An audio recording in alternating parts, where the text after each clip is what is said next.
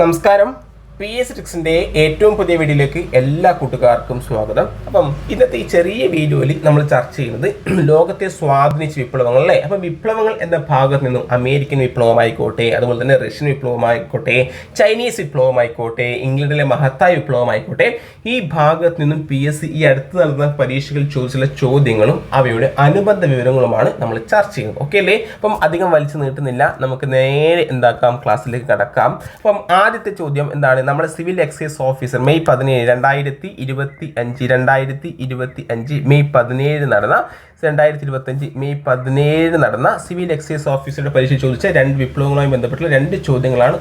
ഒന്നും രണ്ടും ചോദ്യം. ഓക്കെ, നമുക്ക് ചർച്ച ചെയ്യാം.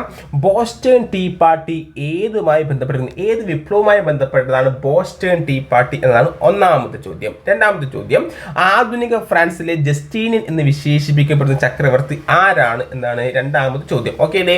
ഇത് രണ്ടും നമുക്ക് അറിയാവുന്ന വളരെ സിമ്പിളായ ചോദ്യമായിരുന്നു. ഇനി കഴിഞ്ഞ സിവിൽ പോലീസ് ഓഫീസറുടെ പരീക്ഷയിൽ PSC ചോദിച്ചത് എന്താണ്? ഒലിവ് ബ്രാഞ്ച് പെറ്റീഷൻ ഏത് വിപ്ലവവുമായി ബന്ധപ്പെട്ടതാണ്? ഒലിവ് ബ്രാഞ്ച് പെറ്റീഷൻ ഏത് വിപ്ലവവുമായി ബന്ധപ്പെട്ടതാണ്? നമുക്കറിയാം, അത് അമേരിക്കൻ വിപ്ലവമാണ് അല്ലേ. ബോസ്റ്റൺ ടീ പാർട്ടി ഏത് വിപ്ലവവുമായി ബന്ധപ്പെട്ടിരിക്കുന്നു? അമേരിക്കൻ സ്വാതന്ത്ര്യ സമരം. എന്താണ്? അമേരിക്കൻ സ്വാതന്ത്ര്യ സമരം തന്നെയാണ് ബോസ്റ്റൺ ടീ പാർട്ടി. ഇനി PSC ഈ ബോസ്റ്റൺ ടീ പാർട്ടി PSC അടുത്തടുത്ത ചോദ്യങ്ങൾ ചോദിക്കാറുള്ള ഒരു ചോദ്യ മേഖല തന്നെയാണ്. ഈ ബോസ്റ്റൺ ടീ പാർട്ടി നടന്ന വർഷം 1773 ഡിസംബർ 16 നമുക്ക് ചർച്ച ചെയ്യാം. ഇതിന്റെ റിലേറ്റഡ് ഫാക്ട് ഒക്കെ നമുക്ക് ചർച്ച ചെയ്യാം. ഞാൻ ജസ്റ്റ് പറഞ്ഞത് മാത്രം. Boston Tea Party 1773 December 16. ഇനി PSC ചോദിച്ചു, ഞാൻ പറഞ്ഞു കഴിഞ്ഞ CPA പരീക്ഷ ചോദിച്ചത് ഒലിവ് ബ്രാഞ്ച് പെറ്റീഷൻ ഏത് വിപ്ലവവുമായി ബന്ധപ്പെട്ടതാണ്? അത് അമേരിക്കൻ സ്വാതന്ത്ര്യ സമരമാണല്ലേ. ഇനി മറ്റൊരു പരീക്ഷയിൽ പ്രസ്താവന രീതിയിൽ PSC ചോദിച്ചത് ഒലിവ് ബ്രാഞ്ച് പെറ്റീഷൻ എന്നറിയപ്പെടുന്ന നിവേദനം തയ്യാറാക്കി ബ്രിട്ടീഷ് രാജാവിന് സമർപ്പിച്ചത് എത്രാമത്തെ കോണ്ടിനെന്റൽ സമ്മേളനത്തിലാണ്? കോണ്ടിനെന്റൽ കോൺഗ്രസിലാണ് ചോദിച്ചു. എന്നാണ്? രണ്ടാം കോണ്ടിനെന്റൽ കോൺഗ്രസ് അല്ലേ. നമുക്കറിയാം, ബോസ്റ്റൺ ടീ പാർട്ടി 1773 1774 ഒന്നാം കോണ്ടിനെന്റൽ കോൺഗ്രസ്, അതും ചോദ്യമല്ലേ. ഇനി ഒന്നാം കോണ്ടിനെന്റൽ കോൺഗ്രസ് നടന്ന സ്ഥലം ഫിലാഡൽഫിയ, അതും PSCയുടെ ചോദ്യമാണ്. ഇനി ഒന്നാം കോണ്ടിനെന്റൽ കോൺഗ്രസിൽ പങ്കെടുക്കാതിരുന്ന ഏക കോളനി ജോർജിയ. ഇതൊക്കെ നമുക്ക് എന്താക്കാം, ചർച്ച ചെയ്യാം. ഇനി ആധുനിക ഫ്രാൻസിലെ ജസ്റ്റീനിയൻ എന്ന് വിശേഷിക്കപ്പെടുന്ന ചക്രവർത്തി ആരാണ് എന്നാണ് ചോദ്യം. ഇതെന്താക്കണം, നിങ്ങൾ എല്ലാവരും ഈ വീഡിയോന്റെ താഴെ എന്താക്കണം, കമന്റ് ചെയ്യാൻ മറക്കരുത്. ഇനി നമുക്ക് അമേരിക്കൻ വിപ്ലവവുമായി ബന്ധപ്പെട്ടുള്ള എന്താണ് ഏറ്റവും പ്രധാനപ്പെട്ട പോയിന്റ്സ് നോക്കാം. എന്താണ് ബോസ്റ്റൺ ടീ പാർട്ടി?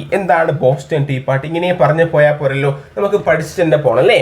ഇനി ഇംഗ്ലീഷ് ഗവൺമെന്റ് തേയിലയ്ക്ക് മേൽ ഉയർന്ന നികുതി ചുമത്തിയതിനെതിരായി അമേരിക്കയിലെ ഒരു വിഭാഗം ജനങ്ങൾ കപ്പലിൽ നിന്നും തേയിലപ്പെട്ടികൾ കടലിലേക്ക് വലിച്ചെറിഞ്ഞ സംഭവമാണ് ഏത് കൂട്ടുകാരെ? ബോസ്റ്റൺ ടീ പാർട്ടി അല്ലേ. ബോസ്റ്റൺ ടീ പാർട്ടി ഞാൻ പറയാം. 1773 ഡിസംബർ 16 ഏത്? 1773 ഡിസംബർ 16 ബോസ്റ്റൺ ടീ പാർട്ടി നടന്നത് അല്ലേ. 1773 ഡിസംബർ 16 രാത്രിയിൽ റെഡ് ഇന്ത്യക്കാരുടെ വേഷം ധരിച്ച് ബോസ്റ്റണിലെ ഒരു വിഭാഗം ജനങ്ങൾ ബോസ്റ്റൺ തുറമുഖത്ത് നങ്കൂരമിട്ടിരുന്ന ഇംഗ്ലീഷ് കപ്പലിൽ കയറി അതിലുണ്ടായിരുന്ന 342 തേയിലപ്പെട്ടികൾ കടലിലേക്ക് വലിച്ചെറിഞ്ഞ സംഭവമാണ് ഇത് ബോസ്റ്റൺ ടീ പാർട്ടി. എത്ര 342 തേയിലപ്പെട്ടികൾ അല്ലേ. എന്താണ്? 1773 ഡിസംബർ 16 ബോസ്റ്റൺ ടീ പാർട്ടി നടന്നത്. ഇനി ഇംഗ്ലീഷ് ഗവൺമെന്റ് തേയിലയുടെ മേൽ ഉയർന്ന നികുതി ചുമത്തിയതിനെതിരായി ശക്തമായ പ്രതിഷേധമുയർന്ന രാജ്യം അമേരിക്കയാണ്. അതിനെതിരെ 1773 ഡിസംബർ 16 രാത്രിയിൽ റെഡ് ഇന്ത്യക്കാരുടെ വേഷം ധരിച്ച് ബോസ്റ്റണിലെ ഒരു വിഭാഗം ജനങ്ങൾ ബോസ്റ്റൺ തുറമുഖത്ത് നങ്കൂരമിട്ടിരുന്ന ഇംഗ്ലീഷ് കപ്പലിൽ നിന്നും അതിലുണ്ടായിരുന്ന 342 തേയിലപ്പെട്ടികൾ കടലിലേക്ക് എറിഞ്ഞ സംഭവമാണ് ബോസ്റ്റൺ ടീ പാർട്ടി അല്ലേ. Boston Tea Party. ഇനി PSC ചോദിച്ചതാണ്, പ്രാതിനിധ്യമില്ലാതെ നികുതിയില്ല എന്ന മുദ്രാവാക്യം ഏത് വിപ്ലവവുമായി ബന്ധപ്പെട്ടിരിക്കുന്നു? അമേരിക്കൻ സ്വാതന്ത്ര്യ സമരത്തിന്റെ പ്രസിദ്ധമായ മുദ്രാവാക്യമാണ്. ഏതിടാം? നമ്മുടെ പ്രാതിനിധ്യമില്ലാതെ നികുതിയില്ല അല്ലെ. ഇനി ഈ പ്രാതിനിധ്യമില്ലാതെ നികുതിയില്ല എന്ന മുദ്രാവാക്യത്തിന് രൂപം നൽകിയത് ജെയിംസ് ഓട്ടിസ് ആണെന്ന് ഓർത്തു വെക്കുക. ഇതും PS ചോദ്യമാണ്. പ്രാതിഥ്യമില്ലാതെ നികുതിയില്ല എന്ന മുദ്രാവാക്യത്തിന് രൂപം നൽകിയത് ആരാണ് കൂട്ടുകാരെ? അത് ജെയിംസ് ഓട്ടിസ് ആണ് അല്ലേ? ജെയിംസ് ഓട്ടിസ് ആണ്. ഇനി കോമൺ സെൻസ് എന്ന ലഘുലേഖ അവതരിപ്പിച്ച വ്യക്തി തോമസ് പെയിൻ ആണ്. തോമസ് പെയിൻ എന്നാണ് അമേരിക്കൻ സ്വാതന്ത്ര്യ സമരവുമായി ബന്ധപ്പെട്ട് കോമൺ സെൻസ് എന്ന ലഘുലേഖനം അവതരിപ്പിച്ച വ്യക്തിയാണ് തോമസ് പെയിൻ. അതും PSC ചോദിച്ച ചോദ്യമാണ്. കോമൺ സെൻസ് എന്ന ലഘുലേഖനം അവതരിപ്പിച്ചത് തോമസ് പെയിൻ ആണ്. ഓക്കെ അല്ലേ? ഇനി ഇതും PSCയുടെ മറ്റൊരു ക്വസ്റ്റ്യൻ ആണ്. ഏതെങ്കിലും ഒരു വിദേശ ശക്തിക്ക്, അതായത് ഇംഗ്ലണ്ടിന് ഈ വൻകര, ഏത് വൻകരട? വടക്കേ അമേരിക്ക അല്ലെ, ദീർഘദൂരം കീഴടക്കി കഴിയാമെന്ന് യുക്തിക്ക് നിരക്കുന്നതല്ല എന്ന് അഭിപ്രായപ്പെട്ടതും തോമസ് പെയിൻ ആണ്. എന്താണ് തോമസ് പെയിൻ അല്ലെ? എന്താണ് ജസ്റ്റ് ഒരു എന്താണ് ഭയങ്കര പെയിൻ അല്ലെങ്കിൽ ഭയങ്കര വേദനയോടെ പറഞ്ഞ കാര്യമാണെന്ന് ജസ്റ്റ് ഓർത്ത് വെക്കുക. എന്താണ്? ഏതെങ്കിലും ഒരു വിദേശ ശക്തിക്ക് ഈ വൻകര, വടക്കേ അമേരിക്കയായ ഈ വൻകര ദീർഘകാലം കീഴടക്കി കഴിയണമെന്ന് യുക്തിക്ക് നിരക്കുന്നതല്ല എന്ന് അഭിപ്രായപ്പെട്ടത് തോമസ് പെയിൻ ആണ് അല്ലേ? തോമസ് പെയിൻ ആണ്. തോമസ് പെയിൻ ആണ്. ഓക്കെ അല്ലേ? യെസ്. ഇനി കോമൺ സെൻസ് എന്ന ലഘുലേഖനത്തിൽ ഇംഗ്ലണ്ടിൽ നിന്നും വേർപിരിയുകയാണ് അമേരിക്കക്കാരെ സംബന്ധിച്ച് വിവേകപൂർവമായ പ്രവൃത്തി എന്ന് പ്രഖ്യാപിച്ചതും തോമസ് പെയിൻ ആണ്. എന്താണ്? ഈ കോമൺ സെൻസ് എന്ന ലഘുലേഖനം നമ്മൾ പറഞ്ഞു, അമേരിക്കൻ സ്വാതന്ത്ര്യ സമരവുമായി ബന്ധപ്പെട്ട് കോമൺ സെൻസ് എന്ന ലഘുലേഖനം അവതരിപ്പിച്ചത് തോമസ് പെയിൻ ആണ് അല്ലേ? തോമസ് പെയിൻ ആണ്. ഈ തോമസ് പെയിൻ കോമൺ സെൻസ് എന്ന ലഘുലേഖനത്തിൽ ഇംഗ്ലണ്ടിൽ നിന്ന് വേർപിരിയുകയാണ് അമേരിക്കക്കാരെ സംബന്ധിച്ച വിവേകപൂർവമായ പ്രവൃത്തി എന്നും പ്രഖ്യാപിച്ചതാരാണ്? തോമസ് പെയിൻ ആണ് അല്ലേ? ഇനി മനുഷ്യന് ചില അവകാശങ്ങളുണ്ട്, അതിനെ ഹനിക്കാൻ ഒരു ഗവൺമെന്റിനും അവകാശമില്ല എന്ന് അഭിപ്രായപ്പെട്ടത് ജോൺ ലോക്ക് ആണ്. മനുഷ്യന് ചില അവകാശങ്ങളുണ്ട്, അതിനെ ഹരിക്കാൻ ഒരു ഗവൺമെന്റിനും അവകാശമില്ല എന്ന് അഭിപ്രായപ്പെട്ടതും ജോൺ ലോക്ക് ആണ്. ഇതും PSC ചോദ്യമല്ലേ? PSC ചോദിച്ച ചോദ്യമാണ്. ഓക്കെ അല്ലേ? അപ്പം അതിനിടയിൽ ഒരു ചെറിയ കാര്യം ഞാൻ നിങ്ങളോട് പറയാം. നമ്മുടെ PSC ട്രിക്സിന്റെ എന്താണ് യൂട്യൂബ് ചാനൽ ആദ്യമായിട്ട് കാണുന്ന കൂട്ടുകാർ എന്ത് ചെയ്യണം? നമ്മുടെ ചാനൽ സബ്സ്ക്രൈബ് ചെയ്യുക, കൃത്യമായിട്ട് ഫോളോ ചെയ്യുക. അതിന് നമ്മൾ CPO ASM ബാച്ച്, നമ്മുടെ CPO ASM ബാച്ച് ഉദ്യോഗാർത്ഥി തയ്യാറെടുക്കുന്ന ഉദ്യോഗാർത്ഥികൾക്ക് വേണ്ടിയിട്ട് ഒരു ബാച്ച്, അത് ക്ലാസിന്റെ ബാച്ച് അല്ല, പകരം എന്താണ് PDF അല്ലേ? എന്ത് PDF ആണ് കൂട്ടുകാരെ? നമ്മളെ കറണ്ട് അഫയേഴ്സ് 2024 കറണ്ട് അഫയേഴ്സും ഇമ്പോർട്ടൻ്റ് ആയ കറണ്ട് അഫയേഴ്സ് ഓൾറെഡി അപ്ലോഡ് ചെയ്തിട്ടുണ്ട്, നമ്മൾ ടെലഗ്രാം ചാനൽ അപ്ലോഡ് ചെയ്തിട്ടുണ്ട്. അതുപോലെ 2025 ജനുവരി 1 മുതൽ 2025 ജൂൺ 30 വരെയുള്ള ഡെയിലി കറണ്ട് അഫയേഴ്സ് നമ്മൾ ഓൾറെഡി ഏപ്രിൽ ചെയ്തു അല്ലേ? ഏപ്രിൽ ഓൾറെഡി ഡെയിലി അപ്ലോഡ് ചെയ്തിട്ടുണ്ട്.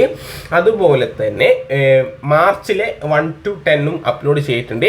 ഇത്തരത്തിലുള്ള ഡെയിലി കറണ്ട് അഫയേഴ്സ് ആവശ്യമുള്ള കൂട്ടുകാർ, നമുക്കറിയാം ഇനി വരുന്ന പരീക്ഷയിൽ നിങ്ങളുടെ റാങ്ക് നിർണ്ണയിക്കുന്നത് കറണ്ട് അഫയേഴ്സ് ചോദ്യങ്ങളായിരിക്കും. അപ്പം നമ്മുടെ ചാനൽ അപ്ലോഡ് ചെയ്യുന്ന PDFന്റെ വീഡിയോന്റെ എല്ലാ PDFകളും നിങ്ങൾക്ക് ഏതിൽ കിട്ടും? നമ്മുടെ ടെലഗ്രാം ചാനലിൽ കിട്ടും.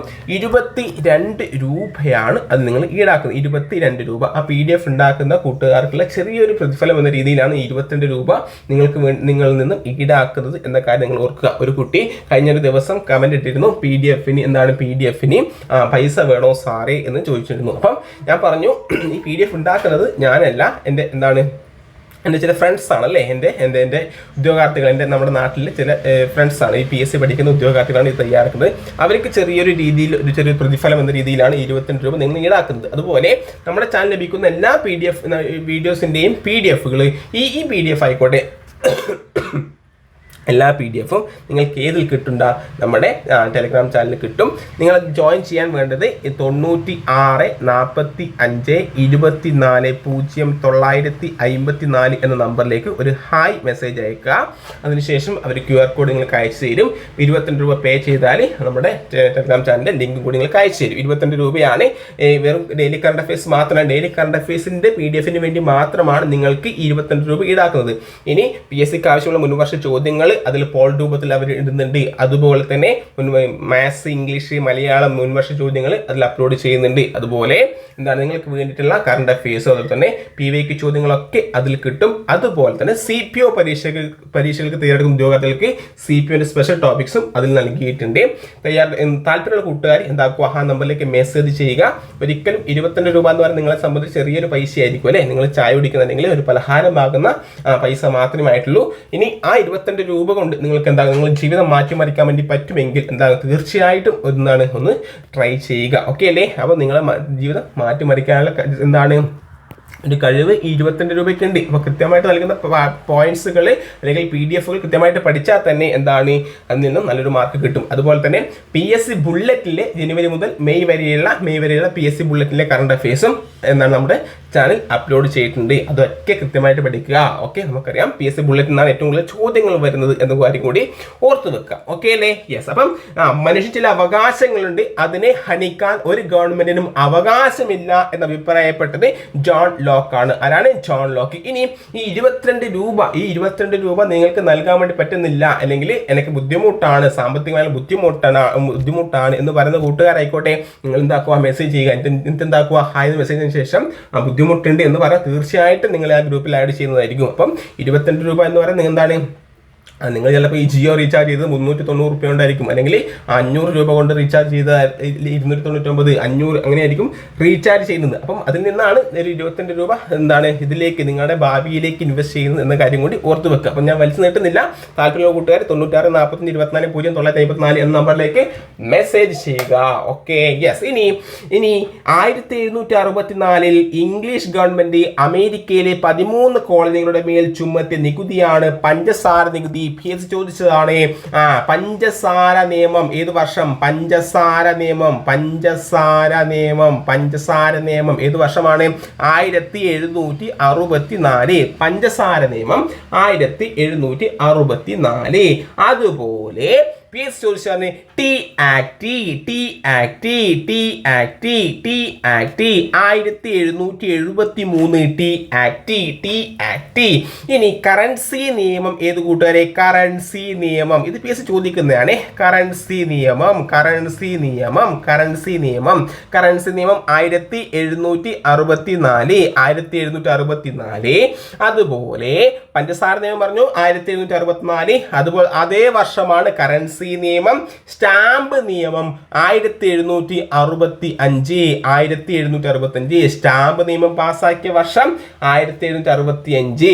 ഇനി ടൗൺഷെന്റ് നിയമം 1767.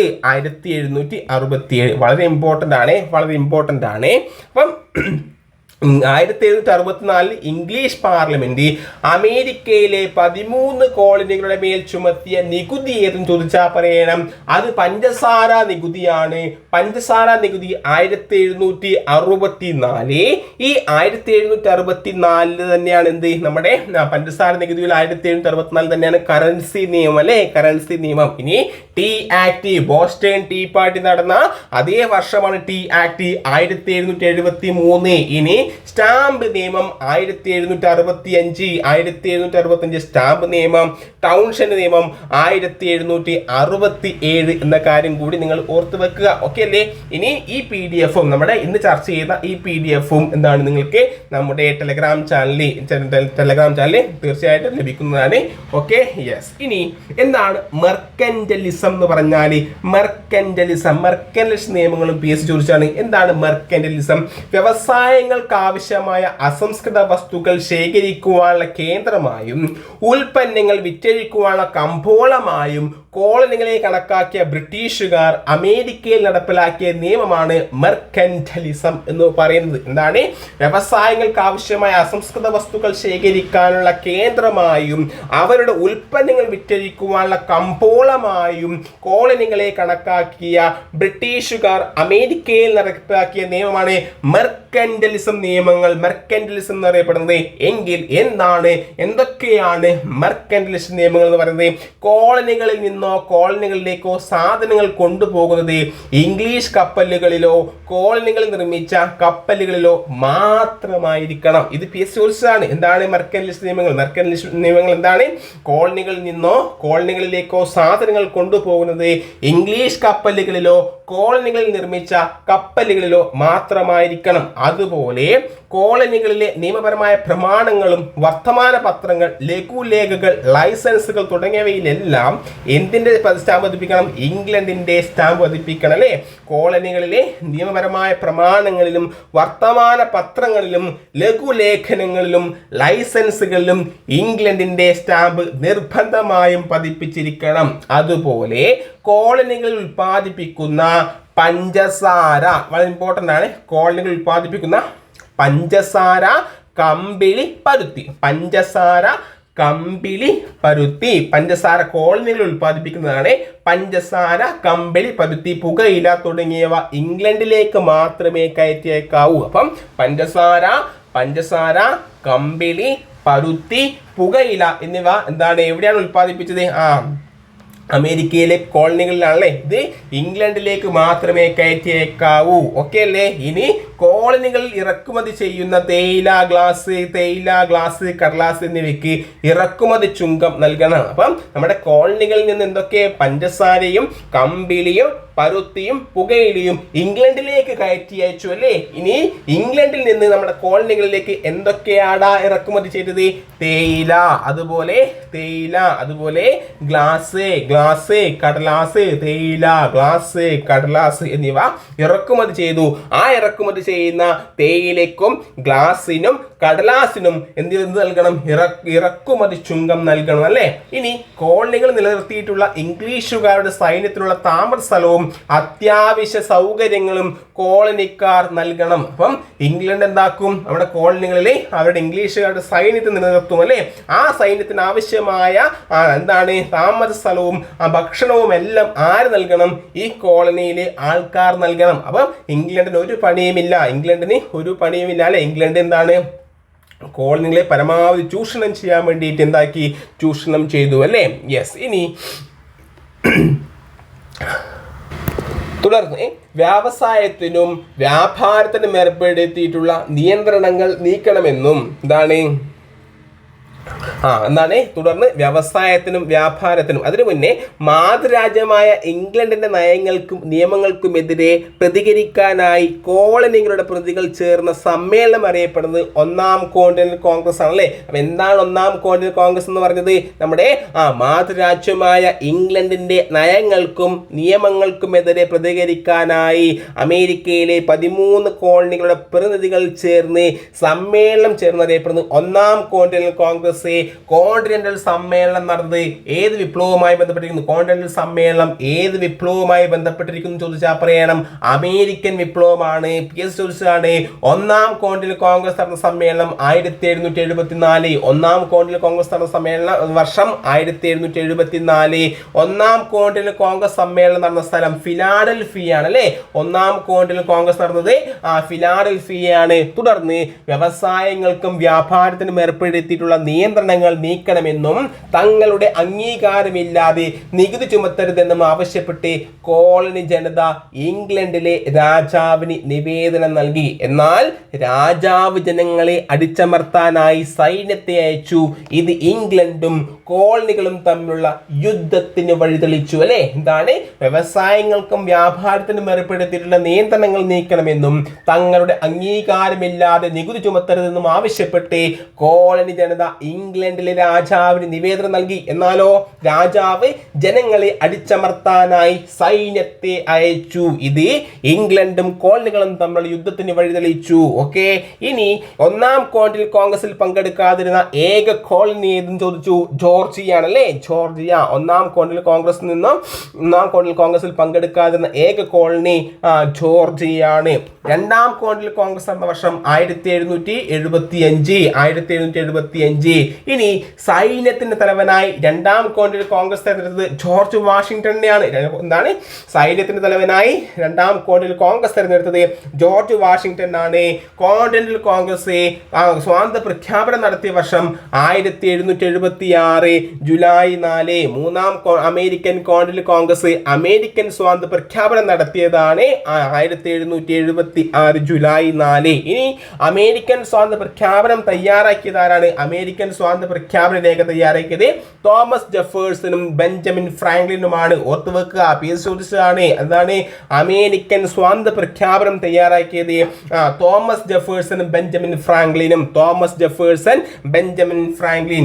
1781 ന്യൂയോർക്ക് ടൗണിൽ വെച്ച് ബ്രിട്ടനെ പരാജയപ്പെടുത്തിയ അമേരിക്കൻ സേനാ നായകൻ ജോർജ് വാഷിംഗ്ടൺ. 1781 സ്വാതന്ത്ര്യ പ്രഖ്യാപനത്തോടെ ഇംഗ്ലണ്ടും അമേരിക്കൻ കോളനികളും തമ്മിൽ ആരംഭിച്ച യുദ്ധം അവസാനിച്ച വർഷം 1781.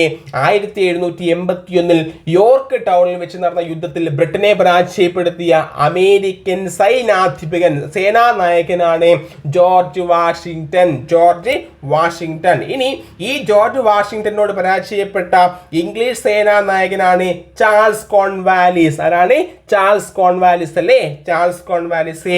അപ്പം ഇംഗ്ലണ്ടും വടക്കേ അമേരിക്കൻ കോളനികളും തമ്മിലുള്ള യുദ്ധം അവസാനിച്ച വർഷം 1781. അമേരിക്കയ്ക്ക് സ്വാതന്ത്ര്യം അനുവദിച്ചുകൊണ്ട് അമേരിക്കയും ഇംഗ്ലണ്ടും ഒപ്പുവെച്ച സന്ധിയാണ് പാരീസ് ഉടമ്പടി.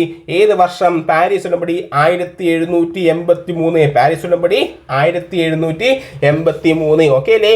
ഇനി അമേരിക്കൻ ഭരണഘടന തയ്യാറാക്കാൻ നേതൃത്വം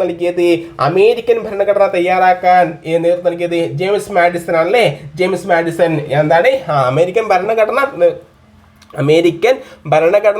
സ്വാതന്ത്ര്യ പ്രഖ്യാപനം തയ്യാറാക്കിയതാണ് തോമസ് ജെഫേഴ്സണും ബെഞ്ചമിൻ ഫ്രാങ്ക്ലിൻ. ഇനി അമേരിക്കൻ ഭരണഘടന തയ്യാറാക്കാൻ നേതൃത്വം നൽകിയത് ജെയിംസ് മാഡിസൺ ആണ്. എന്താണ് അമേരിക്കൻ ഭരണഘടനയുടെ പ്രത്യേകത? ലോകത്തിലെ ആദ്യത്തെ എഴുതപ്പെട്ട ഭരണഘടനയാണ് അമേരിക്കൻ ഭരണഘടന അല്ലേ? ലോകത്തിലെ ആദ്യത്തെ എഴുതപ്പെട്ട ഭരണഘടനയാണ് അമേരിക്കൻ ഭരണഘടന. ലോകത്തിലെ ഏറ്റവും ചെറിയ ഭരണഘടന അമേരിക്കൻ ഭരണഘടനയാണ്. ഇനി അമേരിക്കൻ ഭരണഘടനാ സമ്മേളനം നടന്നത് ഫിലാഡൽഫിയ. അമേരിക്കൻ ഐക്യനാടുകളുടെ ആദ്യ പ്രസിഡന്റായി തെരഞ്ഞെടുത്തത് ജോർജ് വാഷിംഗ്ടൺ ആണ്. ഓക്കെ അല്ലേ? ഇനി അമേരിക്കൻ ഭരണഘടന നിലവിൽ വന്ന വർഷം 1789. എന്താണ് 1789? അമേരിക്കൻ ഭരണഘടന നിലവിൽ വന്ന വർഷം 1789. അമേരിക്കൻ ഭരണഘടനയുടെ പിതാവ് ജെയിംസ് മാഡിസൺ. അമേരിക്കൻ ഭരണഘടനയുടെ പിതാവ് ജെയിംസ് മാഡിസൺ ആണ്. അമേരിക്കൻ ഐക്യനാടുകളുടെ രാഷ്ട്രപിതാവ് എന്നറിയപ്പെടുന്നത് ജോർജ് വാഷിംഗ്ടൺ ആണ്. അമേരിക്കയുടെ ആദ്യ പ്രസിഡന്റ് ജോർജ് വാഷിംഗ്ടൺ. അമേരിക്കയുടെ രാഷ്ട്രപിതാവ്, അമേരിക്കൻ ഐക്യനാടുകളുടെ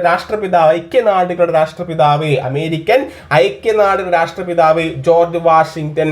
അമേരിക്കൻ ഭരണഘടന നിലവിൽ വന്ന വർഷം 1789. ഓക്കെ അല്ലേ? മനസ്സിലാവുന്നില്ലേ? ഇത്രയും കാര്യങ്ങൾ നിങ്ങൾക്ക് മനസ്സിലായോ? യെസ്. ഇനി നമുക്ക് അടുത്തത് റഷ്യൻ വിപ്ലവവുമായി ബന്ധപ്പെട്ടുള്ള കാര്യങ്ങൾ ചർച്ച ചെയ്യാം.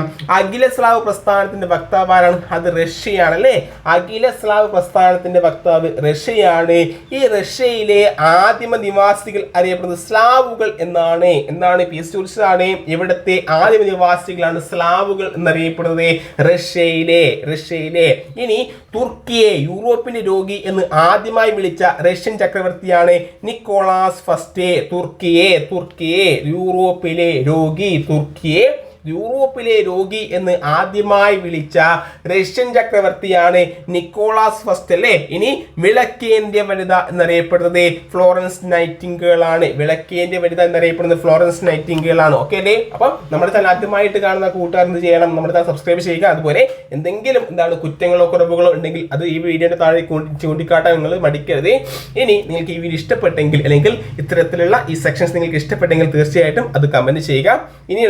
ഇനി അങ്ങോട്ടുള്ള പരീക്ഷയിൽ ഇത് ആവശ്യമെങ്കിൽ ഇത് തുടരണം അല്ലെങ്കിൽ ഇത് ഇനി ആവശ്യമുണ്ട് എന്താക്കണം എന്ന് നിങ്ങൾ കമന്റ് ചെയ്യണം. ഓക്കെ അല്ലേ? നിങ്ങളുടെ കമന്റ്സും ലൈക്കും ഒക്കെയാണ് എനിക്ക് മുന്നോട്ടുള്ള പ്രചോദനം. Okay, yes. ഇനി വിളക്കേന്ത്യ വനിത എന്നറിയപ്പെടുന്നത് ഫ്ലോറൻസ് നൈറ്റിംഗേൾ ആണ് അല്ലേ? നഴ്സിംഗ് പ്രസ്ഥാനത്തിന്റെ അമരക്കാരിയായി അറിയപ്പെടുന്നത് ഫ്ലോറൻസ് നൈറ്റിംഗേൾ ആണ്. എന്താണ് വിളക്കേന്ത്യ വനിത എന്നറിയപ്പെടുന്നത്? ഫ്ലോറൻസ് നൈറ്റിംഗേൾ ആണ്. നഴ്സിംഗ് പ്രസ്ഥാനത്തിന്റെ അമരക്കാരി അറിയപ്പെടുന്നത് ഫ്ലോറൻസ് നൈറ്റിംഗേൾ ആണ്. ഓക്കെ അല്ലേ? യെസ്. ഇനി അമ്മ എന്ന കൃതി എഴുതിയാണ് മാക്സിം ഗോർക്കി. അമ്മ മാക്സിം ഗോർക്കി 20-ാം നൂറ്റാണ്ടിന്റെ തുടക്കത്തിൽ റഷ്യയിലെ കർഷകരുടെ അവസ്ഥ വിവരിക്കുന്ന ലോകപ്രസിദ്ധ റഷ്യൻ കൃതിയാണ് കൂട്ടുകാരെ അമ്മ. 20-ാം നൂറ്റാണ്ടിന്റെ തുടക്കത്തിൽ റഷ്യയിലെ കർഷകരുടെ അവസ്ഥ വിവരിക്കുന്ന ലോകപ്രസിദ്ധ റഷ്യൻ കൃതിയാണ് അമ്മ എന്ന കൃതി എഴുതുന്നത് മാക്സിം ഗോർക്കി ആണല്ലേ? റഷ്യൻ വിപ്ലവം നടന്ന വർഷം നമുക്ക് എല്ലാവർക്കും അറിയാം 1917 റഷ്യൻ വിപ്ലവം നടന്നത്. റഷ്യൻ വിപ്ലവം 1917 റഷ്യൻ വിപ്ലവത്തിന്റെ സമുന്നത നേതാവാരാണ്? വ്ളാഡിമിർ ലെനിൻ ആണല്ലേ. നമ്മൾ പറഞ്ഞു റഷ്യൻ വിപ്ലവം നടന്ന വർഷം 1917 ആണല്ലേ. ഈ 1917 റഷ്യൻ വിപ്ലവത്തിന്റെ സമുന്നത നേതാവ് ആരും ചോദിച്ചാൽ പറയണം വ്ളാഡിമിർ ലെനിൻ ആണ്. ഇനി മാർക്സിസ്റ്റ് ആശയങ്ങൾ അധിഷ്ഠിതമായി രൂപം കൊണ്ട പാർട്ടിയാണ് social democratic workers party. Marxist ആശയങ്ങളിൽ അധിഷ്ഠിതമായി രൂപം കൊണ്ട പാർട്ടിയാണ് സോഷ്യൽ ഡെമോക്രാറ്റിക് വർക്കേഴ്സ് പാർട്ടി അല്ലേ. ഈ ലെനിൻ പ്രവർത്തിച്ചിരുന്ന രാഷ്ട്രീയ പാർട്ടി ഏതെന്ന് PS ചോദിച്ചാൽ പറയണം അത് social democratic workers party. Lenin പ്രവർത്തിച്ചിരുന്ന രാഷ്ട്രീയ പാർട്ടി ഏതാണ് കൂട്ടുകാരെ? അത് സോഷ്യൽ ഡെമോക്രാറ്റിക് വർക്കേഴ്സ് പാർട്ടിയാണല്ലേ. ഈ സോഷ്യൽ ഡെമോക്രാറ്റിക് വർക്കേഴ്സ് പാർട്ടിയിലെ രണ്ട് വിഭാഗങ്ങളാണ് ബോൾഷെവിക്കുകളും മെൻഷെവിക്കുകളും. സോഷ്യൽ ഡെമോക്രാറ്റിക് വർക്കേഴ്സ് പാർട്ടിയിലെ രണ്ട് വിഭാഗങ്ങളാണ് ബോൾഷെവിക്കുകളും മെൻഷെവിക്കുകളും. ഇനി ഈ ലെനിൻ പ്രവർത്തിച്ചിരുന്ന പാർട്ടിയിലെ വിഭാഗം ബോൾഷെവിക്കാണ്. ലെനിൻ പ്രവർത്തിച്ചിരുന്ന പാർട്ടിയിലെ വിഭാഗം ബോൾഷെവിക്കാണെങ്കിൽ ഈ ബോൾഷെവിക് പാർട്ടിക്ക് നേതൃത്വം നൽകിയത് ലെനിനും ട്രോട്സ്കിയുമാണ്. ബോൾഷെവിക് പാർട്ടിക്ക് നേതൃത്വം നൽകിയവർ ആരൊക്കെയാണ്? ലെനിനും ട്രോട്സ്കിയുമാണല്ലേ. ഇനി മെൻഷെവിക്കുകൾക്ക് നേതൃത്വം നൽകിയത് അലക്സാണ്ടർ കെരൻസ്കി ആണല്ലേ. ബോൾഷെവിക് പാർട്ടിക്ക് നേതൃത്വം നൽകിയത് ലെനിനും ട്രോട്സ്കിയുമാണെങ്കിൽ മെൻഷെവിക്കുകൾക്ക് നേതൃത്വം നൽകിയത് അലക്സാണ്ടർ കെരൻസ്കി. ഓക്കെ, അപ്പൊ നമ്മൾ ഓർത്ത് വെക്കാൻ വേണ്ടിയിട്ട് ഈ മനുഷ്യന്മാര് മെൻഷെവിക്ക് എന്ന് പറയുമ്പോൾ മനുഷ്യന്മാർ എന്ന കാര്യം ഓർത്ത് വെക്കാം. മനുഷ്യന്മാരെന്തായിരിക്കും? കര തന്നെ ആയിരിക്കും അല്ലേ. നമ്മുടെ നാട്ടിലൊക്കെ മനുഷ്യൻ ഇങ്ങനെ ഒച്ചയാക്കുന്നത് കരകര എന്ന് പറയാറുണ്ട്. നിങ്ങളുടെ നാട്ടിലൊക്കെ പറയാറുണ്ടോ എനിക്കറിയില്ല. അപ്പം മനുഷ്യന്മാർ കര തന്നെയായിരിക്കും. ജീവിതത്തിൽ മൊത്തം കര പറഞ്ഞുകൊണ്ട് നിൽക്കും. ഓക്കെ, അങ്ങനെ ഓർത്ത് വെക്കുക. ഞാൻ അങ്ങനെയാണ് ഓർത്ത് വെച്ചത്. ഓക്കെ അല്ലേ? യെസ്. അപ്പം മെൻഷെവിക്കുകൾക്ക് നേതൃത്വം നൽകിയത് അലക്സാണ്ടർ കെരൻസ്കിയും ബോൾഷെവിക് പാർട്ടിക്ക് നേതൃത്വം നൽകിയത് ലെനിനും ട്രോട്സ്കിയുമാണെന്ന കാര്യം നിങ്ങൾ മറക്കാതെ ഓർത്തു വെക്കുക. ഇനി റഷ്യൻ വിപ്ലവത്തിന്റെ മുദ്രാവാക്യം എന്താണെന്ന് ചോദിച്ചു. നമ്മൾ പ്രാതിനിധ്യമില്ലാതെ നികുതിയില്ല എന്ന് പറയുന്നത് അമേരിക്കൻ വിപ്ലവത്തിന്റെ മുദ്രാവാക്യമാണെങ്കിൽ റഷ്യൻ വിപ്ലവത്തിന്റെ മുദ്രാവാക്യം എന്ന് ചോദിച്ചാൽ പറയണം കൃഷിഭൂമി ആർക്ക്? കർഷകന്. പട്ടിണിക്കാർക്ക് എന്ത് കൊടുക്കണം? ഭക്ഷണം. അധികാരം തൊഴിലാളികൾക്ക്, സമാധാനം എല്ലാവർക്കും. അപ്പോൾ റഷ്യൻ വിപ്ലവത്തിന്റെ മുദ്രാവാക്യമാണ് കൃഷിഭൂമി കർഷകന്, പട്ടിണിക്കാർക്ക് ഭക്ഷണം, അധികാരം തൊഴിലാളികൾക്ക്, സമാധാനം എല്ലാവർക്കും. ഓക്കെ അല്ലേ? ഇനി തൊഴിലാളികളുടെ സമരം ശക്തമായതിനെ തുടർന്ന് റഷ്യൻ ചക്രവർത്തി രൂപീകരിച്ച നിയമനിർമ്മാണ സഭയാണ് ദ്യൂമ എന്നറിയപ്പെടുന്നത്. റഷ്യയിലെ നിയമനിർമ്മാണ സഭയാണ് എന്ന് കൂട്ടുകാരെ ദ്യൂമ. ഇതും PS ചോദിച്ചതാണല്ലേ.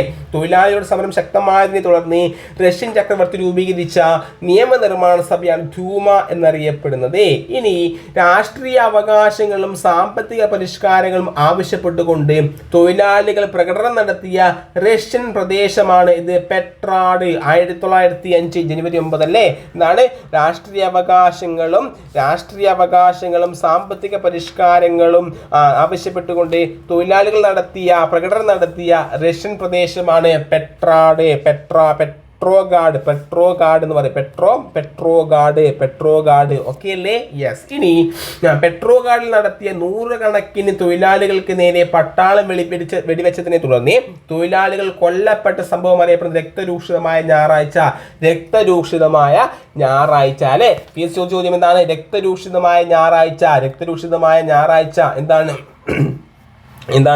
രക്തരൂക്ഷിതമായ ഞായറാഴ്ച ഏത് വിപ്ലവവുമായി ബന്ധപ്പെട്ടിരിക്കുന്നു? നമ്മുടെ റഷ്യൻ വിപ്ലവമാണ് അല്ലേ. റഷ്യൻ വിപ്ലവവുമായി ബന്ധപ്പെട്ടിട്ട് ഇപ്പം രാഷ്ട്രീയ അവകാശങ്ങളും സാമ്പത്തിക പരിഷ്കാരങ്ങളും ആവശ്യപ്പെട്ട് തൊഴിലാളികൾ പെട്രോഗ്രാഡ് എന്ന സ്ഥലത്ത് പ്രകടനം നടത്തിയ വർഷം 1905 ജനുവരി 9. 1905 ബംഗാൾ വിഭജനം നടന്ന വർഷം അല്ലേ. 1905 ജനുവരി 9 ആണല്ലേ. ഈ പ്രകടനത്തിന് നേരെ പട്ടാളം വെടിവെക്കുകയും നൂറുകണക്കിന് തൊഴിലാളികൾ കൊല്ലപ്പെടുകയും ചെയ്ത സംഭവമാണ് രക്തരൂക്ഷിതമായ ഞായറാഴ്ച. PS ബ്ലഡി സൺഡേ അല്ലെങ്കിൽ ബ്ലഡി സൺഡേ. രക്തരൂക്ഷിതമായ ഞായറാഴ്ച ഏത് വിപ്ലവവുമായി ബന്ധപ്പെട്ടത്? എന്താണ്? റഷ്യൻ വിപ്ലവം അല്ലേ? രക്തരൂക്ഷിതമായ ഞായറാഴ്ച ഏത് വിപ്ലവവുമായി ബന്ധപ്പെട്ടതാണ്? റഷ്യൻ വിപ്ലവം. ഇനി രക്തരൂക്ഷിതമായ ഞായറാഴ്ച എന്നറിയപ്പെടുന്നത് 1905 ജനുവരി 9. ജനുവരി 9 എന്ത് ദിവസമാണ്? പ്രവാസി ദിനമാണ് അല്ലേ? 1905 ജനുവരി 9. ഓക്കെ അല്ലേ? ഈ രക്തരൂക്ഷിതമായ ഞായറാഴ്ചയ്ക്ക് ശേഷം റഷ്യയിൽ രൂപം കൊണ്ട സംഘങ്ങൾ അറിയപ്പെടുന്ന തൊഴിലാളിയാണ് സോവിയറ്റുകൾ. എന്താണ്? സോവിയറ്റുകൾ. ഓക്കെ. റഷ്യൻ വിപ്ലവ സമയത്തെ റഷ്യൻ ഭരണാധികാരി നിക്കോളാസ് സെക്കൻഡ് ആണെന്ന കാര്യം ഓർത്തു വെക്കുക. റഷ്യൻ വിപ്ലവ സമയത്തെ റഷ്യൻ ഭരണാധികാരി നിക്കോളാസ് സെക്കൻഡ് ആണ്. 1914 ഒന്നാം ലോക യുദ്ധം ആരംഭിച്ചതോടെ ധൂമയുടെ എതിർപ്പിനെ അവഗണിച്ച് യുദ്ധത്തിൽ പങ്കെടുക്കാൻ തീരുമാനിച്ച സർ ചക്രവർത്തിയാണ് നിക്കോളാസ് രണ്ടാമൻ. 1914 ഒന്നാം ലോക മഹായുദ്ധം ആരംഭിച്ചതോടെ ധൂമയുടെ എതിർപ്പിനെ അവഗണിച്ച് യുദ്ധത്തിൽ പങ്കെടുക്കാൻ തീരുമാനിച്ച സർ ചക്രവർത്തിയാണ് നിക്കോളാസ് രണ്ടാമൻ. പെട്രോഗ്രാഡ് പട്ടണം തൊഴിലാളികൾ പിടിച്ചതിനെ തുടർന്ന് സ്ഥാനമൊഴിഞ്ഞ റഷ്യൻ ചക്രവർത്തി ആരാണ്? അത് നിക്കോളാസ് സെക്കൻഡ് ആണ് അല്ലേ? പെട്രോഗ്രാഡ് പട്ടണം തൊഴിലാളികൾ പിടിച്ചെടുത്തതിനെ തുടർന്ന് സ്ഥാനമൊഴിഞ്ഞ റഷ്യൻ ചക്രവർത്തി ആരും ചോദിച്ചാൽ പറയാനും അത് നിക്കോളാസ് സെക്കൻഡ് ആണ്.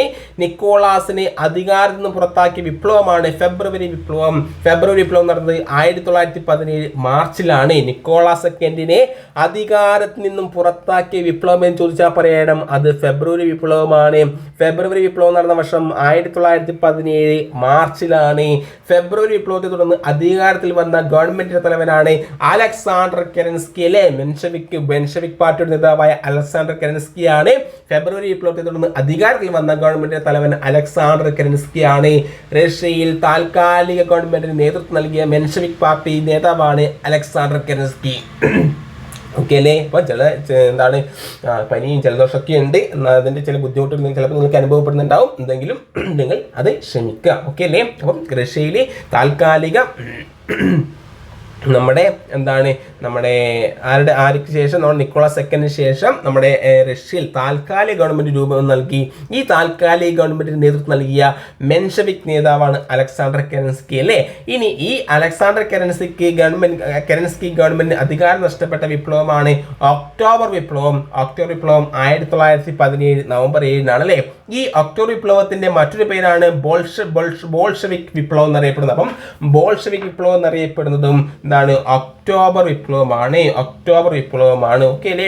ഇനി വർഷങ്ങളായി പിന്നാക്കാവസ്ഥയിലിരുന്ന റഷ്യയെ സാമ്പത്തിക ശാസ്ത്ര സാങ്കേതിക രംഗങ്ങളിൽ പുരോഗതി കൈവരിക്കാൻ സഹായിച്ച വിപ്ലവം ചോദിച്ചാൽ പറയണം അത് ഒക്ടോബർ വിപ്ലവമാണ് അല്ലേ?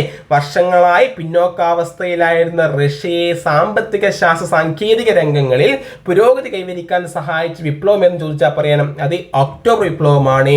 ഈ ബോൾഷെവിക് വിപ്ലവത്തെ തുടർന്ന് അധികാരത്തിൽ വന്ന ശക്തനായ നേതാവാണ് ലെനിൻ. നമ്മുടെ അലക്സാണ്ടർ കെരൻസ്കി പോയി ആര് വന്നു? ലെനിൻ അല്ലേ? ബോൾഷെവിക് പാർട്ടി നേതാവാണ് ആരെയും നമ്മുടെ ലെനിനും ട്രോട്സ്കിയും.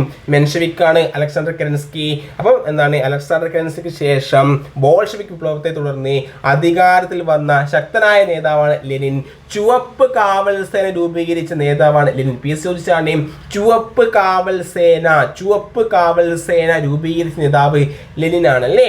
സർ ചക്രവർത്തിമാരുടെ ഭരണകാലഘട്ടത്തിന്റെ ഒരു യഥാർത്ഥ സംഭവത്തെ അധികരിച്ച് സംവിധാനം ചെയ്ത നിശബ്ദ സിനിമയാണ് ബാറ്റിൽഷിപ്പ് പൊട്ടൻകിൻ. പി എസ് ചോദിച്ചാണ് ബാറ്റിൽഷിപ്പ് പൊട്ടൻകിൻ സംവിധാനം ചെയ്തത് സെർഗി ഐസൻസ്റ്റീൻ ആണ്. ബാറ്റിൽഷിപ്പ് പൊട്ടൻകിൻ സംവിധാനം ചെയ്തത് സെർഗി ഐസൻസ്റ്റീൻ. പി എസിയുടെ മറ്റു ചോദ്യമാണ് ലോകത്തെ പിടിച്ചു കുലുക്കിയ 10 ദിവസം എന്ന പുസ്തകം എഴുതിയത് ജോൺ റീഡ്. 1917 ഒക്ടോബർ വിപ്ലവത്തെ കുറിച്ചുള്ള ലോകത്തെ പിടിച്ചു കുലുക്കിയ 10 ദിവസം എന്ന പുസ്തകം എഴുതിയത് ജോൺ റീഡ് ആണല്ലേ? ജോൺ റീഡ് ആണ്. അപ്പം നമ്മുടെ നിശബ്ദ സിനിമയാണ് ബാറ്റിൽഷിപ്പ് പൊട്ടൻകിൻ. സർ ചക്രവർത്തിമാരുടെ ഭരണകാലഘട്ടത്തിൽ ഒരു യഥാർത്ഥ സംഭവത്തെ അധികരിച്ച് സംവിധാനം ചെയ്യപ്പെട്ട നിശബ്ദ സിനിമയാണ് ബാറ്റിൽഷിപ്പ് പൊട്ടൻകിൻ. ഈ ബാറ്റിൽഷിപ്പ് പൊട്ടൻകിൻ സംവിധാനം ചെയ്തത് സെർഗി ഐസൻസ്റ്റീൻ ആണ്. ഇനി ലോകത്തെ പിടിച്ചുകുലുക്കിയ 10 ദിവസം എന്ന പുസ്തകം എഴുതിയത് ജോൺ റീഡ് ആണ്. നെക്സ്റ്റ് ചൈനീസ് വിപ്ലവം അല്ലേ? പ്രസിദ്ധമായ കറുപ്പ് യുദ്ധം ആരൊക്കെ തമ്മിലായിരുന്നു? ചൈനയും ബ്രിട്ടനുമായിരുന്നു അല്ലേ? പ്രസിദ്ധമായ കറുപ്പ് യുദ്ധം ആരൊക്കെ തമ്മിലായിരുന്നു കൂട്ടുകാരെ? ബ്രിട്ടനും ചൈനയുമാണ്. ആരൊക്കെയാണ്? ചൈനയും ബ്രിട്ടനും. എല്ലാ രാജ്യങ്ങൾക്കും തുല്യ അവകാശങ്ങളുടെ അടിസ്ഥാനത്തിൽ ചൈനയിൽ വാണിജ്യ സൗകര്യം ഉണ്ടാക്കണമെന്ന് വ്യവസ്ഥ ചെയ്യപ്പെടുന്ന തുറന്ന വാതിൽ നയവുമായി മുന്നോട്ട് വന്ന രാജ്യമാണ് അമേരിക്ക. എന്താണ്? എല്ലാ രാജ്യങ്ങൾക്കും തുല്യ അവകാശങ്ങളുടെ അടിസ്ഥാനത്തിൽ ചൈനയിൽ വാണിജ്യ സൗകര്യം ഉണ്ടാക്കണമെന്ന് ആ വ്യവസ്ഥ ചെയ്യപ്പെട്ട് തുറന്ന വാതിൽ നയവുമായി മുന്നോട്ട് വന്ന രാജ്യമാണ് അമേരിക്ക. തുറന്ന വാതിൽ നയം പ്രഖ്യാപിച്ച അമേരിക്കൻ സ്റ്റേറ്റ് സെക്രട്ടറി ആരാണ്? John hey. John hey. Hey hey ഇവിടെ തുറന്ന വാതിലുണ്ട്, വരൂ. ജോൺ ഹേയ് തുറന്ന വാതിൽ നയം പ്രഖ്യാപിച്ച അമേരിക്കൻ സ്റ്റേറ്റ് സെക്രട്ടറിയാണ് ജോൺ ഹേയ് അല്ലേ. ഇനി ചൈനയിൽ ഏറ്റവും കൂടുതൽ കാലം ഭരണം നടത്തിയിരുന്ന രാജവംശമാണ് മഞ്ചു രാജവംശം. 1644 മുതൽ 1911 വരെ ചൈനയിൽ ഭരണം നടത്തിയ രാജവംശമാണ് മഞ്ചു രാജവംശം അല്ലേ. ചൈനയിൽ പ്രവർത്തിച്ചിരുന്ന ഒരു രഹസ്യ സംഘടനകൾ മഞ്ചു രാജവംശത്തിനെതിരെ സംഘടിപ്പിച്ച കലാപമാണ് ബോക്സാർ കലാപം. ബോക്സാർ കലാപം ഏത് വർഷം നടന്ന വർഷം? ബോക്സാർ കലാപം നടന്ന വർഷം 1900 അല്ലേ. ചൈനയിൽ പ്രവർത്തിച്ചിരുന്ന ചില രഹസ്യ സംഘടനകൾ മഞ്ചു രാജവംശത്തിനെതിരെ സംഘടിപ്പിച്ച കലാപമാണ് ബോക്സാർ കലാപം. ബോക്സാർ കലാപം 1900-ലെ ബോക്സാർ കലാപം എന്നറിയപ്പെടാൻ കാരണം മുദ്രയായി ബോക്സർമാരുടെ മുഷ്ടി സ്വീകരിച്ചതാണ് അല്ലേ. 1900-ലെ കലാപം ബോക്സർ കലാപം എന്നറിയപ്പെടാൻ കാരണം മുദ്രയായി ബോക്സർമാരുടെ മുഷ്ടി സ്വീകരിച്ചതാണ്. ഇനി വിദേശാധിപത്യത്തിനും രാജവാഴ്ചയ്ക്കുമെതിരായി ചൈനയിൽ 20-ാം നൂറ്റാണ്ടിൽ നടന്ന വിപ്ലവമാണ് ചൈനീസ് വിപ്ലവം. മഞ്ചു രാജഭരണത്തിനെതിരെ ചൈനയിൽ വിപ്ലവത്തിന് നേതൃത്വം നൽകിയ വ്യക്തിയാണ് സൺ യാറ്റ് സെൻ. 1911 ചൈന പുനരുജ്ജീവന സംഘം എന്ന് ആദ്യകാലത്ത് അറിയപ്പെടുന്ന പാർട്ടിയാണ് കുമിങ്താങ് പാർട്ടി. ചൈന പുനരുജ്ജീവന സംഘം എന്ന് ആദ്യകാലത്ത് അറിയപ്പെട്ടിരുന്ന പാർട്ടിയാണ് കുമിങ്താങ് പാർട്ടി.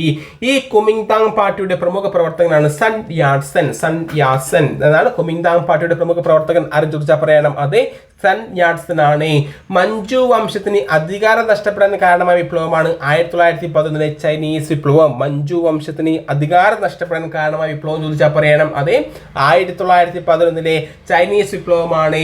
ചൈനീസ് വിപ്ലവത്തിലൂടെ അധികാരം നഷ്ടപ്പെട്ട മഞ്ചു രാജാവാണ് പുയി. എന്താണ് പുയി? ചൈനീസ് വിപ്ലവത്തിലൂടെ അധികാരം നഷ്ടപ്പെട്ട മഞ്ചു രാജാവ് പുയി ആണെങ്കിൽ ചൈനീസ് റിപ്പബ്ലിക് നിലവിൽ വന്ന വർഷം 1912. ചൈനീസ് റിപ്പബ്ലിക് നിലവിൽ വന്ന വർഷം 1912. ചൈനീസ് റിപ്പബ്ലിക്കിന്റെ ആദ്യ president Sun Yat Sen. 1925 Sun Yat സെന്റെ മരണത്തെ തുടർന്ന് അധികാരത്തിൽ വന്ന നേതാവാണ് ചിയാങ് കൈഷക്ക്. സൺ യാറ്റ് സെന് ശേഷം ആര് വന്നു? ചിയാങ് കൈഷക്ക് അല്ലേ. ചൈനയിൽ സൈനിക ഏകാധിപത്യ ഭരണത്തെ തുടക്കം കുറിച്ച ഭരണാധികാരിയാണ് ചിയാങ് കൈഷക്ക്. ചൈനയിൽ സൈനിക ഏകാധിപത്യ ഭരണത്തിന് തുടക്കം കുറിച്ച ഭരണാധികാരിയാണ് ചിയാങ് കൈഷക്ക്. ചിയാങ് കൈഷക്ക് രാഷ്ട്രീയ അഭയം നേടിയ രാജ്യം തായ്വാനാണ്. ചിയാങ് കൈഷക്ക് രാഷ്ട്രീയ അധികാരം നേടിയ രാജ്യം തായ്വാനാണെങ്കിൽ ചൈനയിൽ കമ്മ്യൂണിസ്റ്റ് പാർട്ടി രൂപം കൊണ്ട വർഷം 1921 മെയ് 4. 1921 മെയ് 4. ചൈനയിൽ കമ്മ്യൂണിസ്റ്റ് പാർട്ടി രൂപം കൊണ്ട വർഷം 1921 മെയ് 4. ഓക്കെ അല്ലേ. ഞാനാണ് രാഷ്ട്രം എന്ന് പ്രഖ്യാപിച്ച ഫ്രഞ്ച് ചക്രവർത്തി. അടുത്ത ഫ്രഞ്ച് വിപ്ലവമാണ്, വളരെ ഇമ്പോർട്ടന്റ്, ഓർത്ത് വെച്ചോ. ഞാനാണ് രാഷ്ട്രം എന്ന് പ്രഖ്യാപിച്ച ഫ്രഞ്ച് ചക്രവർത്തിയാണ് ലൂയി 14. ഞാനാണ് രാഷ്ട്രം ലൂയി 14. എനിക്ക് ശേഷം പ്രളയം എന്ന് പ്രഖ്യാപിച്ചത് ലൂയി 15 അല്ലേ. ഞാനാണ് രാഷ്ട്രം എന്ന് പ്രഖ്യാപിച്ച ഫ്രഞ്ച് ചക്രവർത്തിയാണ് ലൂയി 14. എനിക്ക് ശേഷം പ്രളയം എന്ന് പ്രഖ്യാപിച്ചത് ലൂയി 15. ഞാനാണ് വിപ്ലവം എന്ന് പ്രഖ്യാപിച്ചത് നെപ്പോളിയൻ ബോണപ്പാർട്ട്. ഇതൊക്കെ PS ഓൾറെഡി ചോദിച്ചാണ്. ഞാനാണ് വിപ്ലവം എന്ന് പ്രഖ്യാപിച്ചത് നെപ്പോളിയൻ ബോണപ്പാർട്ട് അല്ലേ. എങ്കിൽ ഫ്രഞ്ച് വിപ്ലവ സമയത്ത് ലൂയി 16 എന്ന കാര്യം കൂടി എന്താക്കണം, നിങ്ങൾ ഓർത്തു വെക്കുക. എങ്കിൽ PS മറ്റു ചോദ്യമാണ്, ഫ്രഞ്ച് വിപ്ലവത്തിന്റെ ഓർമ്മയ്ക്കായി തലസ്ഥാന നഗരത്തിൽ സ്വാതന്ത്ര്യത്തിന്റെ മരം ട്രീ ഓഫ് ലിബർട്ടി നടുകയും ഫ്രഞ്ച് ക്ലബായ ജാക്കോബിനിൽ അംഗമാവുകയും ചെയ്ത ഇന്ത്യൻ ഭരണാധികാരിയാണ് ടിപ്പു സുൽത്താൻ. എന്താണ്? ഫ്രഞ്ച് വിപ്ലവത്തിന്റെ ഓർമ്മയ്ക്കായി തലസ്ഥാന നഗരത്തിൽ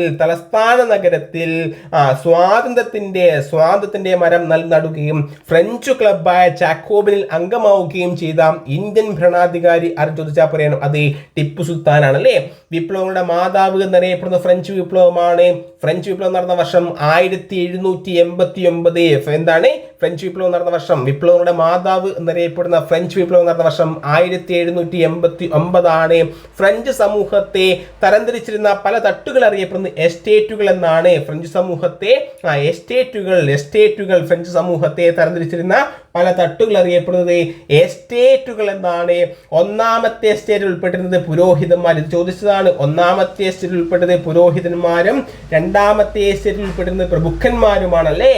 ഒന്നാമത്തെ എസ്റ്റേറ്റിൽ പുരോഹിതന്മാരും രണ്ടാമത്തെ എസ്റ്റേറ്റിൽ പ്രഭുക്കന്മാരും ഉൾപ്പെട്ടു. ഇനി മൂന്നാമത്തെ എസ്റ്റേറ്റിൽ ഉൾപ്പെട്ടത് ആരൊക്കെയാണ്? കച്ചവടക്കാരെ, എഴുത്തുകാരെ, അഭിഭാഷകരെ, ഉദ്യോഗസ്ഥരെ എന്നിവരടങ്ങിയ മധ്യവർഗവും കർഷകരും തൊഴിലാളികളുമാണ് ഏത് മൂന്നാമത്തെ എസ്റ്റേറ്റിൽ ഉൾപ്പെട്ടിരുന്നത്. മൂന്നാമത്തെ എസ്റ്റേറ്റിൽ ആരൊക്കെ ഉൾപ്പെട്ടിരുന്നു? കച്ചവടക്കാരെ, എഴുത്തുകാരെ, അഭിഭാഷകരെ, ഉദ്യോഗസ്ഥർ എന്നിവരടങ്ങിയ മധ്യവർഗവും കർഷകരും കൈത്തൊഴിലാളികളുമാണ് ഏതുൾപ്പെട്ടത്? മൂന്നാമത്തെ എസ്റ്റേറ്റ് ഉൾപ്പെട്ടത്. ഇനി കോമൺസ് എന്നറിയപ്പെടുന്നത് ഏത് എസ്റ്റേറ്റ് ആണ്? മൂന്നാമത്തെ എസ്റ്റേറ്റ് ആണ്. കോമൺസ് മൂന്നാമത്തെ എസ്റ്റേറ്റ് അറിയപ്പെടുന്ന മറ്റൊരു പേര് കോമൺസ് എന്നാണ്. കോമൺസ് എന്നറിയപ്പെടുന്നത് മൂന്നാമത്തെ എസ്റ്റേറ്റ് ആണ്. ഫ്രാൻസിലെ ദേശീയ അസംബ്ലി തങ്ങളാണെന്ന് പ്രഖ്യാപിച്ച എസ്റ്റേറ്റ് ഏതെന്ന് PC ഇക്കഴിഞ്ഞ പരീക്ഷ ചോദിച്ചു. മൂന്നാമത്തെ എസ്റ്റേറ്റ് ആണ്. പല കൂട്ടുകാരും ഒന്നാമത്തെ എസ്റ്റേറ്റ് എന്ന് കറുപ്പിച്ചു. ഒരു മാർക്ക് അല്ലെങ്കിൽ 1/3 നഷ്ടപ്പെട്ടു അല്ലേ. എന്താണ്? ഫ്രാൻസിലെ ദേശീയ അസംബ്ലി തങ്ങളാണെന്ന് പ്രഖ്യാപിച്ച എസ്റ്റേറ്റ് ഏതെന്ന് ചോദിച്ചാൽ പറയണം അത് മൂന്നാമത്തെ എസ്റ്റേറ്റ് ആണ്. പ്രഭുക്കന്മാർ പൊരുതും, പുരോഹിതന്മാർ പ്രാർത്ഥിക്കും, ജനങ്ങൾ നികുതി അടക്കും, ഈ അസമത്വം നിലനിന്നിരുന്ന രാജ്യം ഫ്രാൻസ് ആണ്. പ്രഭുക്കന്മാർ പൊരുതും, പുരോഹിതന്മാർ പ്രാർത്ഥിക്കും, ജനങ്ങൾ നികുതി അടക്കും, ഈ അസമത്വം നിലനിന്നിരുന്ന രാജ്യം ഫ്രാൻസ് ആണ്. ഒന്നാമത്തെ എസ്റ്റേറ്റിലെ പുരോഹിതന്മാർ കർഷകരിൽ നിന്നും പിരിച്ച നികുതിയാണ് എന്താണ്? ഒന്നാമത്തെ എസ്റ്റേറ്റിലെ പുരോഹിതന്മാർ കർഷകരിൽ നിന്നും പിരിച്ച നികുതിയാണ് തിതേ എന്നറിയപ്പെടുന്നത്. ഓക്കെ അല്ലേ. എങ്കിൽ തൈലെ എന്താണ്? തൈലെ മൂന്നാമത്തെ എസ്റ്റേറ്റിൽ ഉൾപ്പെട്ടിരുന്നവർ സർക്കാരിന് നൽകിയ നികുതിയാണ്, ഭൂനികുതിയാണ് തൈലെ. സർക്കാരിനെ എന്താണ്? സർക്കാരിലെ പ്രതികൾ എന്താണ്? തൈലം തേച്ച് കുളിക്കുന്നു എന്ന് ഓർത്ത് വെച്ചോ. എന്താണ്? ഓക്കെ. തൈലെ എന്താണ്? നിങ്ങൾക്ക് ആവുന്ന കോഡ്, അതിനാവുന്ന ലിങ്ക് അല്ലെങ്കിൽ നിങ്ങൾക്ക് അറിയുന്ന അല്ലെങ്കിൽ നിങ്ങൾക്ക് ഓർമ്മ വരുന്ന കണക്ഷൻസ് വെച്ച് എന്താക്കണം? ഇതൊക്കെ കണക്ട് ചെയ്യണേ. തിതേ പുരോഹിതന്മാർക്ക് എന്താക്കണം? തീ വെക്കണം അല്ലേ. അല്ലെങ്കിൽ എന്താണ്? പുരോഹിതന്മാർക്ക് ഒരു മെഴുകുതിരി കത്തിക്കണം. എന്ത് വേണം? തീ വേണം. തിതേ അങ്ങനെ ഓർത്തു വെച്ചേ. യെസ്. അപ്പൊ ഞാൻ പറഞ്ഞു, എല്ലാ വീഡിയോയിലും ഞാൻ പറയാറുണ്ട്, നിങ്ങൾക്കാവുന്ന നിങ്ങളാൽ ആവുന്ന, നിങ്ങൾക്ക് ഓർമ്മ വരുന്ന, നിങ്ങളാൽ ഓർമ്മിക്കപ്പെടുന്ന കോഡുകൾ അല്ലെങ്കിൽ ലിങ്കുകൾ ആര് തന്നെ ഉണ്ടാക്കണം? നിങ്ങൾ തന്നെ ഉണ്ടാക്കണം. ഞാൻ ഉണ്ടാക്കുന്ന ലിങ്കുകൾ എനിക്കായിരിക്കും അല്ലേ കൂടുതൽ ഉപകാരപ്രദമാകുന്നത്. അപ്പോൾ നിങ്ങൾ ഉപകാരപ്രദമാകുന്ന നിങ്ങളുടേതായ കോഡുകളും ലിങ്കുകളും ഉണ്ടാക്കണം, നിങ്ങൾ കണക്ട് ചെയ്ത് വെക്കണം. അപ്പം ഒന്നാമത്തെ എസ്റ്റേറ്റിലെ പുരോഹിതന്മാർ കർഷകരിൽ നിന്ന് പിരിച്ച നികുതിയാണ് തിതേ എങ്കിൽ മൂന്നാമത്തെ എസ്റ്റേറ്റിൽ ഉൾപ്പെട്ടിരുന്നവർ സർക്കാർ നൽകിയ ഭൂനികുതിയാണ് തൈലെ. ഫ്രഞ്ച് പാർലമെന്റ് അറിയപ്പെടുന്നത് സ്റ്റേറ്റ്സ് ജനറൽ എന്നാണ്. ഫ്രഞ്ച് പാർലമെന്റ് അറിയപ്പെടുന്നത് സ്റ്റേറ്റ്സ് ജനറൽ എന്നാണ്. ഇനി ലൂയി 16 കുപ്രസിദ്ധമായ ഭാര്യയാണ് മേരി അന്റോനെറ്റ്. ലൂയി 16 കുപ്രസിദ്ധയായ ഭാര്യയാണ് മേരി അന്റോനെറ്റ്. സുന്ദരി പക്ഷേ ശൂന്യമായ തലച്ചോറിനുടമ എന്ന ഖ്യാതി നേടിയ വനിതയാണ് മേരി അന്റോനെറ്റ്. സുന്ദരി പക്ഷേ ശൂന്യമായ തലച്ചോറിനുടമ എന്ന ഖ്യാതി നേടിയ വനിതയാണ് മേരി അന്റോനെറ്റ് എങ്കിൽ മേരി അന്റോനെറ്റ് പ്രസിദ്ധമായ അഭിപ്രായം എന്താണ്? ഫ്രഞ്ച് വിപ്ലവ കാലത്ത് നിങ്ങൾക്ക് റൊട്ടിയില്ലെങ്കിൽ എന്താ കേക്ക് തിന്നുകൂടെ എന്ന് അഭിപ്രായപ്പെട്ട വനിതയാണ് മേരി അന്റോനെറ്റ്. എന്താണ്? നിങ്ങൾക്ക് റൊട്ടിയില്ലെങ്കിൽ എന്താ കേക്ക് തിന്നുകൂടെ എന്ന് അഭിപ്രായപ്പെട്ട മേരി അന്റോനെറ്റ് ലൂയി 16 ഭാര്യയാണ്. സുന്ദരി പക്ഷേ ശൂന്യമായ തലച്ചോറിനുടമ എന്ന ഖ്യാതി നേടിയ വനിതയാണ് മേരി അന്റോനെറ്റ്. പുതിയ നികുതികൾ ചുമത്തുന്നതിനായി ലൂയി 16 ജനപ്രതിനിധി സഭയായ സ്റ്റേറ്റ്സ് ജനറൽ വിളിച്ചു ചേർത്ത വർഷം 1789. പുതിയ നികുതികൾ ചുമത്തുന്നതിനായി ലൂയി 16 ജനപ്രതിനിധി സഭയായ സ്റ്റേറ്റ്സ് ജനറൽ വിളിച്ചു ചേർത്ത വർഷം 1789. ഫ്രഞ്ച് വിപ്ലവത്തിന്റെ ലക്ഷ്യം എന്താണെന്ന് ചോദിച്ചാൽ പറയണം സ്വാതന്ത്ര്യം, സമത്വം എന്നീ സാഹോദര്യം എന്നീ ആശയങ്ങളുടെ അടിസ്ഥാനത്തിൽ സമൂഹത്തെ പുനഃസൃഷ്ടിക്കുക എന്നാണ്. സ്വാതന്ത്ര്യം, സമത്വം, സാഹോദര്യം എന്നീ ആശയങ്ങളുടെ അടിസ്ഥാനത്തിൽ സമൂഹത്തെ പുനഃസൃഷ്ടിക്കുക. ടെന്നീസ് കോർട്ട് പ്രതിജ്ഞ ഏത് വിപ്ലവവുമായി ബന്ധപ്പെട്ടിരിക്കുന്നു? ഫ്രഞ്ച് വിപ്ലവമാണ് അല്ലേ. ടെന്നീസ് കോർട്ട് പ്രതിജ്ഞ ഏത് വിപ്ലവവുമായി ബന്ധപ്പെട്ടതാണ്? ചോദിച്ച ചോദ്യമാണ്. ആണ്. ടെന്നീസ് കോർട്ട് പ്രതിജ്ഞ ഏത് വിപ്ലവവുമായി ബന്ധപ്പെട്ടിരിക്കുന്നു? ഫ്രഞ്ച് വിപ്ലവം. ടെന്നീസ് കോർട്ട് പ്രതിജ്ഞ നടന്ന വർഷം 1789 ജൂലൈ 20. 1789 ജൂലൈ 20 ടെന്നീസ് കോർട്ട് പ്രതിജ്ഞ നടന്നത്. ബോർബൺ രാജവാഴ്ച പ്രതീകമായി അറിയപ്പെടുന്ന തലവറയാണ് ബാസ്റ്റീൽ കോട്ട. ബാസ്റ്റീൽ കോട്ട തകർത്തത് 1789 ജൂലൈ 14 ഫ്രഞ്ച് വിപ്ലവത്തിന്റെ ആരംഭമായി കണക്കാക്കുന്ന സംഭവമാണ് ബാസ്റ്റീൽ ജയിലിന്റെ തകർച്ച. ഫ്രഞ്ച് വിപ്ലവത്തിന്റെ ആരംഭമായി കണക്കാക്കുന്ന സംഭവമാണ് ബാസ്റ്റീൽ ജയിലിന്റെ തകർച്ച. ഫ്രഞ്ച് വിപ്ലവത്തിന്റെ പ്രവാചകൻ റൂസോ ആണ്. ഫ്രഞ്ച് വിപ്ലവം സ്വാധീനം ചെലുത്തുന്ന വിദ്യാഭ്യാസ ദാർശനികൻ റൂസോ ആണ്. റൂസോയുടെ പ്രസിദ്ധമായ കൃതിയാണ് സോഷ്യൽ കോൺട്രാക്ട്. സോഷ്യൽ കോൺട്രാക്ട് എന്ന കൃതി എഴുതിയതാണ് റൂസോ. സോഷ്യൽ കോൺട്രാക്ട് റൂസോ ആണ്. ഫ്രഞ്ച് വിപ്ലവത്തിന്റെ ബൈബിൾ എന്നറിയപ്പെടുന്നത് ദ സോഷ്യൽ കോൺട്രാക്ട്. ഭരിക്കുന്നവരും ഭരിക്കപ്പെടുന്നവരും തമ്മിലുള്ള ഒരു സാമൂഹിക ഉടമ്പടിയുടെ ഫലമാണ് ഭരണകൂടം എന്ന് അഭിപ്രായപ്പെട്ടത് ആരാണ് കൂട്ടുകാർ? റൂസോ ആണ് അല്ലെ. ആണ് ഭരിക്കുന്നവരും ഭരിക്കപ്പെടുന്നവരും തമ്മിലുള്ള ഒരു സാമൂഹിക ഉടമ്പടിയുടെ ഫലമാണ് ഭരണകൂടം എന്ന് അഭിപ്രായപ്പെട്ടത് റൂസോ ആണ്. ഫ്രഞ്ച് വിപ്ലവത്തിന്റെ ബൈബിൾ എന്നറിയപ്പെടുന്നത് സോഷ്യൽ കോൺട്രാക്ട്. സോഷ്യൽ കോൺട്രാക്ട് എന്ന് കൃതി എഴുതിയത് റൂസോ ആണ്. മനുഷ്യൻ സ്വതന്ത്രനായാണ് ജനിക്കുന്നത്, എന്നാൽ എല്ലായിടത്തും അവൻ ചങ്ങലകളിലാണ് എന്ന് അഭിപ്രായപ്പെട്ടതും റൂസോ തന്നെയാണ് അല്ലേ. മനുഷ്യൻ സ്വതന്ത്രനായാണ് ജനിക്കുന്നത് എങ്കിൽ എന്നാലും എല്ലായിടത്തും അവൻ ചങ്ങലകളിലാണ് എന്ന് അഭിപ്രായപ്പെട്ടത് റൂസോ ആണ്. വിദ്യാഭ്യാസവുമായി ബന്ധപ്പെട്ട് റൂസോ എഴുതിയ കൃതിയാണ് എമിലി. വിദ്യാഭ്യാസവുമായി ബന്ധപ്പെട്ട് റൂസോ എഴുതിയ കൃതിയാണ് എമിലി. ഓക്കെ അല്ലേ? അപ്പൊ ഇത്രയും കാര്യങ്ങളാണ്, ഇത്രയും പോയിന്റ്സുകളാണ് ഈ വീഡിയോയിൽ നിങ്ങളുമായി ചർച്ച ചെയ്ത്. നിങ്ങൾക്ക് ഈ വീഡിയോ ഇഷ്ടപ്പെട്ടെങ്കിൽ ലൈക്ക് ചെയ്യുക. അതുപോലെ നമ്മുടെ ഡെയിലി കറണ്ട് അഫയേഴ്സിന്റെയും ഇതിൻ്റെ ഒക്കെ നമ്മുടെ ചാനൽ ചെയ്യുന്ന PDF വേണമെങ്കിൽ 96 45 24 0954 എന്ന നമ്പറിലേക്ക് ഒരു ഹായ് ഇടുക. അതിനുശേഷം നിങ്ങൾ ടെലിഗ്രാം ചാനൽ ജോയിൻ ചെയ്യുന്നതായിരിക്കും. കൃത്യമായിട്ട് ഫോളോ ചെയ്യുക. വീണ്ടും മറ്റൊരു ക്ലാസ്സിൽ കാണാം. ഇത് ഇഷ്ടപ്പെട്ടെങ്കിൽ നിങ്ങളുടെ അഭിപ്രായങ്ങൾ എന്താണ് തീർച്ചയായിട്ടും രേഖപ്പെടുത്താൻ മറക്കരുത്. വീണ്ടും മറ്റൊരു ക്ലാസ്സിൽ കാണാം. Bye bye, see U.